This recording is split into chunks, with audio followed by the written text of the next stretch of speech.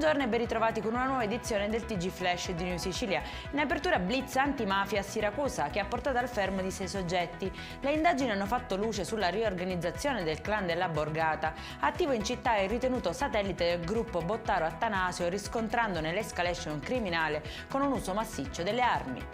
Truffa e circonvenzione di anziani sono questi i reati per cui i carabinieri hanno arrestato 7 persone nel Messinese, sequestrando anche beni per 106.000 euro.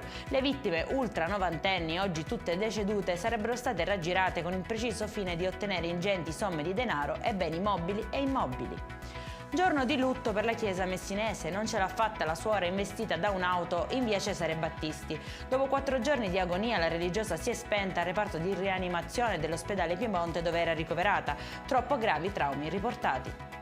Aveva organizzato una piazza di spaccio nel suo appartamento, predisponendo anche 4 telecamere di videosorveglianza sui rispettivi angoli del palazzo, con annesso mega schermo in sala da pranzo per monitorare il tutto. È finito così in manette un 44enne di riposto nel Catanese. A insospettire i militari è stato il continuo via vai di persone a qualsiasi ora del giorno e della notte.